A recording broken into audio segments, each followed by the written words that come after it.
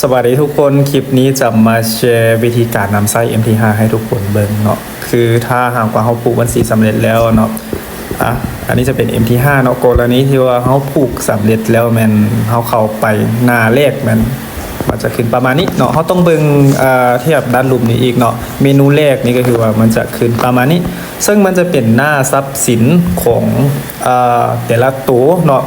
แล้วก็ทรัพย์สินตัวนี้มันกับบริจำกัดว่าจะมีเพียงแต่เท่านี้เขาสามารถเพิ่มได้อีกเนาะกรณีว่าเขาอยากเพิ่มเขาก็คลิกอยู่นี่ค้นหาแล้วก็พิมพ์ใส่เลยตัวอย่างว่าเขาอยากเพิ่มเป็นเหรียญของอีเธเรียมเนาะเขาจะเขียนอีเธเรียมเนาะ ETH USD เขาก็คลิกมันขึ้นอยู่นี่แล้วเขาก็คลิกเนาะคลิกอยู่นี่คลิกแล้วเขาก็กดเขียนเส้นเนาะแล้วเขาเลื่อนให้เขาเลื่อนลงมาอยู่ลุมเนาะกรณีว่าเขาเพิ่มมันจะอยู่ลุมคลิกเข้าไปเนาะคลิกเข้าไปกรณีว่าเขาอยากเบิ่งกราฟเนาะเขาก็คลิกชาร์ตอยู่นี่เลยคลิกชาร์ตปุ๊บมันจะขึ้นหน้ากราฟประมาณนี้เนาะคือเดี๋ยวย้อนกลับไปอีกเนาะย้อนกลับไปอีกคือพวกนี้นี่นะเขาสามารถเทรดได้ทุกตัวเนาะแต่ถ้าเป็นเสาร์อาทิตย์มันเขาจะเทรดได้เพียงแต่คริปโตก็คือพวกบิตคอยน์พวกอีเธเรียมเลี่ยนได้ก็ได้เนาะสำหรับเหรียญของคริปโตแต่ถ้าเป็นวันปกติเนาะวันที่ว่ารัฐการนี่นะเขาสามารถเทรดได้ทุก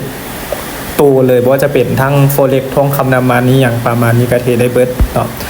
แล้วบัดนี้เนาะพวกนี้นี่นะกับโบอยากให้ทุกคนให้ความสำคัญหลายพวกตัวเลขน้อยๆนี่เดียวคลิปต่อไปจึงสีมาแนะนำให้ทุกคนอีกว่ามันมีความหมายอะไรเนาะอันนี้จะให้ทุกคนให้ความสำคัญเพียงแต่ในเรื่องของทรัพย์สินก่อนเนาะสำหรับหน้านี้ส่วนตัวเลขมันยิกไม่ย่อยนี่กับโบจำเป็นต้องให้ความสำคัญมันเนาะแล้ววันนี้เนาะเขาคลิกไปที่กราฟเนาะคือเมื่อกี้เห็นบ่เดี๋ยวเขาคลิกเขาอยู่นี่ก่อนเวลาเขาจะเทรดตัวใดนะตัวอย่างว่าเขาเทรด BTC เนาะคลิกไปที่ชาร์ตคลิกชาร์ตแล้วมันจะขึ้นหน้ากราฟแล้วกรณีว่าเขาอยากเทรดนี่เนี่ยบางคนก็อาจจะยังบ่รู้ว่าเขาสิกดเทรดในสุดใดเนาะเขาสิเปิดออเดอร์ปิดออเดอร์แนวใดก็คือการเปิดปิดออเดอร์เนาะให้เขาเบิ่งจากเบื้องขวามือบนเนาะเป็นบอกอยู่แจขวามืออยู่ถึงนี่นะก็จะมี2ตัวซึ่ง2ตัวนี้ก็จะเป็นการเปิดและก็ปิดออเดอร์คือกันแต่ตัวเบื้องขวามือนี่มันจะเป็นเรียลไทม์เนาะก็คือว่าเขาสามารถเปิดปิดออเดอร์ในราคาปัจจุบันได้ตัวเบื้องซ้ายมือนี่นะมันจะเป็นราคาลิมิตเดี๋ยวเขากดตัวเบื้องขวากันเนาะกดปุ๊บเนาะอันนี้มันจะขึ้นมาบายนี่มันจะขึ้นมาเซลส่วนตัวนี้เนาะตัวนี้ข้างกลางนี่นะมันจะเป็นขนาดล็อตขนาดของออเดอร์ถ้าว่าเขาเห็น binary option นี่นะคล้ายๆกับว่าเป็นการปรับเงิน1เหรียญ2เหรียญอย่างประมาณนี้แต่ใน forex เนาะจะเป็นล็อตซึ่งการที่ว่าเขาจะ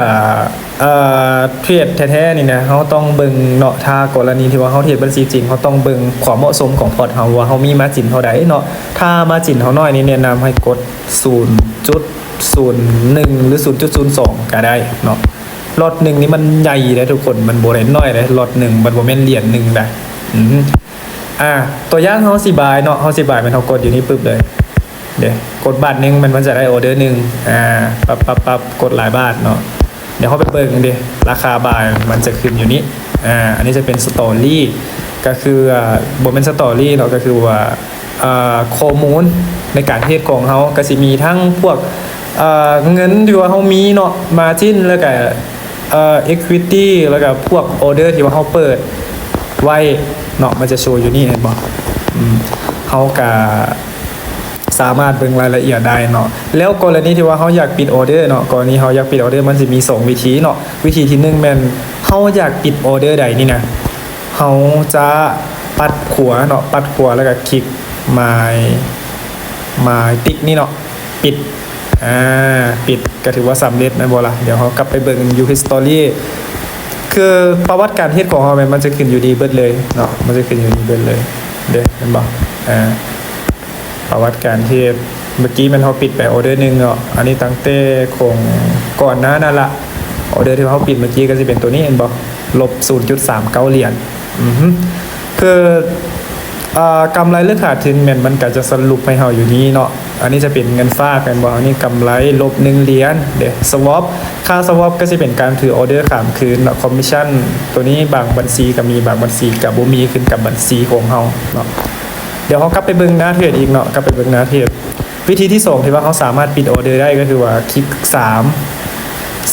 จ้ำเนาะคลิก3จ้ำก่อนแล้วมันจะโชว์ให้เราเลือก3เนาะ3ตัวก็คือว่าตัวที่1ก็คือ close off position ก็คือว่าปิดเบิดทุกออเดอร์เลยกรณีว่าเขากดซับเป็น10เป็น100ออเดอร์นี่เนี่ยเขาคลิกตัวนี้บาทเดียวมันก็ปิดให้เราเบิดเลย close off position เนาะส่วนตัวนี้ตัวที่2ก็จะเป็น close profitable position เนาะก็คือว่าปิดสถานะที่กำไรกรณีเขาปิดเขากดปิดอยู่นี่นะมันจะปิดแต่เฉพาะออเดอร์ที่กำไรส่วนออเดอร์ที่ขาดทุนมันจะรันอยู่เนาะแล้วตัวที่3ก็คือว่า close losing position ตัวนี้ก็จะเป็นปิดออเดอร์ที่ขาดทุนเนาะกรณีว่าเขาอยากปิดออเดอร์ที่ขาดทุนแล้วเขาบ่อยากกดแบบปิดทีละไม้เขาก็สามารถกดอยู่นี่ได้ตัวอย่างเขาสิกดปิดให้เบิ่งเนาะกดปิดให้เบิ่งเด้มันปิดเบิดเลยออเดอร์ที่ขาดทุนเมื่อกี้แล้วมันจะโชว์อยู่นี่เห็นบ่มันจะโชว์อยู่นี่แล้ววันนี้น้องเขากลับไปที่หน้าของเทรดอีกเนาะเมนูเทรดอีกคือเขาจะขั้นตอนนี้เป็นเขาจะไปเบิ่งวิธีการตั้ง TP Stop Loss ตัวอย่างเขากดออเดอร์ไว้แล้วเขาอยากไปตั้ง TP Stop Loss ผ่านหลังนี่นะเขาก็ปัดออเดอร์ไปเบิ่งขวาเนาะปัดแล้วเขาก็คลิกแก้ไขอยู่นี่เห็นบ่แก้ไขตัวอย่างเขาอยากตั้ง SL เนาะอยากตั้ง SL ก็คือว่า SL ก็คือว่าจุดขาดทุนจุดที่เฮายอมขาดทุนกรณีว่าราคามันลงมาต่ำจุดนั้นแหละมันจะขาดทุนให้เฮาทันทีเนาะมันจะปิดออเดอร์ให้เฮา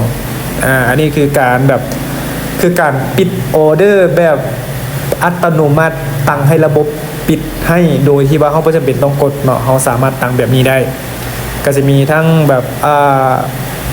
ไปราคามันไปในทิศทางที่ขาดทุนมันก็ปิดให้เองกรณีว่าเราตั้งจุดขาดทุนไว้ในราคานั้นๆแล้วถ้าสมมุติว่าราคามันไปในทางที่กำไรเมื่อไปฮอดจุดที่ว่าเราตั้งกำไรพอใจมันก็สิปิดให้เราเนาะเดี๋ยวเราลองตั้งเบิ่งเนาะ710737630เด้ลองตั้ง SL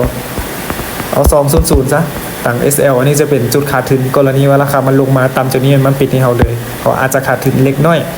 เดี๋ยวกำไรเนาะ TP เนาะเอา500ซะอันนี้จะเป็น order buy แล้วเขาก็กดอยู่นี่เนาะการตั้ง TP และ stop loss นี่นะเขาจะพิมพ์ราคาใส่เนาะเดี๋ยวเขาไปเบิ่งกราฟว่าเขาตั้งแนวใดเมื่อกี้เนาะเดี๋ยวเบิ่งกราฟคือตัวนี้เราจะเป็นtime frame ที่ว่าเขาสามารถเปลี่ยนได้ time frame ก็คือว่าระยะเวลาของ1แท่งเทียนเนาะอันนี้จะเป็น time frame 1ชั่วโมงแล้วเขาสามารถเปลี่ยนได้เป็นเดือนเป็น4ชั่วโมงเป็นมื้อหรือเป็นนาทีก็ได้เดี๋ยวเขาไปเบิ่ง time frame 5นาทีเนาะ time frame 5นาทีมันจะย่อยเขาเห็นบ่เดี๋ยว SL ที่ว่าเขาตั้งเมื่อกี้นี่นะมันจะอยู่ราคานี้เห็นบ่มันจะขึ้นคำว่า SL กรณีว่ากราฟมันลงมาฮอดจุดนี้นี่นะเขาอาจจะขาดทุนเล็กน้อยแล้วมันจะปิดที่เขาเลยโดยที่ว่าเขาไม่จำเป็นต้องเบิ่งนะเพราะว่าคือการเทรด Forex นี่นะเขาอาจจะบ่จำเป็นต้องเบิ่งกราฟตลอดก็ได้เนาะเขาตั้ง TPSL แล้วก็แล้วเลยเวลากราฟมันเคลื่อนที่ไปฮอด TPSL มันก็ปิดให้เขาเองเนาะเดี๋ยวดูเทิงก็เป็น TP เนาะเมื่อกี้มันการเปิดออเดอร์ด้วยการกดมือเนาะแล้ววันนี้การเปิดออเดอร์ด้วยการตั้งลิมิตไว้เด้เราจะคลิกตัวนี้เห็นบ่นี่คือการลิมิตนี้คล้ายๆกับว่าเป็นการแบบรอว่าถ้าราคามันฮอดจุดนี้แล้วมันจะเข้าออเดอร์ให้เราเนาะโอเคเดี๋ยวเราคลิกไปเบิ่งเนาะลิมิตในหลักๆที่ว่าหลายคนใช้ก็สิมีบายลิมิตแล้วก็เซลล์ลิมิตเนาะเดียวเขาคลิกแล้วมันจะขึ้นเส้นนี้เห็นบ่กรณีว่าเขาอยากบายอยู่ราคานี้เนาะแต่ว่าตอนนี้กราฟมันยังบ่ลงมาเนาะมันยังบ่ลงมาแล้วเขาขันเบิ่งกราฟเขาก็สามารถตั้งให้ได้เนาะตั้งไว้ว่าถ้ากราฟมันลงมาฮอดจุดนี้แล้วมันจะเข้าบายให้เขาลากเส้นมาฮอดจุดนี้แล้วเขาก็กดลูกศรนี่เนาะแล้วราคาที่ว่าเขาจะได้ก็คือว่าจุดนี้เนาะซึ่งราคานี้เขาก็สามารถเปลี่ยนได้คือกรณีว่าเขาอยากตั้ง TPSL เขาก็ตั้งไว้อีกเนาะตั้งอยู่นี่ได้คือกันเดี๋ยว200โอเค TP ก็เอาสักประมาณ สักประมาณ600ซะเนาะคือที่พี่ก็สต็อปลอสนี่เฮาสิตั้งหรือบ่ตั้งก็ได้แต่แนะนำให้ตั้งเนาะกรณีมันไฟปิดทางมันจะปิดในเฮาแบบเองมันจะบ่ได้ถึกลากเนาะหลังจากที่เฮากรอกตัวเลขตามนี้แล้วเฮาก็กดยืนยันเนาะเดี๋ยวกดสำเร็จเดี๋ยวมันจะตั้งให้เฮาอยู่นี่เห็นบ่เห็นบ่ buy limit อยู่นี่1ล็อตเดี๋ยว SL ก็อยู่นี่ TP ก็TP ก็อยู่นี่อันนี้จะเป็นการตั้งออเดอร์ลิมิตกรณีว่าเขาอยากเซลล์เขากันลากขึ้นไปถึงเนาะแล้วก็ปรับได้ราคานี้ปรับได้อีกเนาะนี่ลักๆที่ว่าลิมิตก็จะมีบายลิมิตแล้วก็เซลล์ลิมิตที่จริงมันมีเซลล์สต็อปบายสต็อปแล้วก็เซลล์ลิมิตสต็อปเซลล์สต็อปลิมิตพวกนี้ก็มีแต่ว่ามันค่อนข้างโบได้ใช้ป่านใดเนาะก็เลยว่าเอาประมาณนี้ก่อนก็ได้ก็คือกาโบได้ยุ่งยากเนาะสำหรับการนำไส้เบื้องต้นเนาะแต่ว่าก็คือสิมีพวกอินดิเคเตอร์เนาะพวกนี้นี่นะอินดิเคเตอร์แล้วก็พวก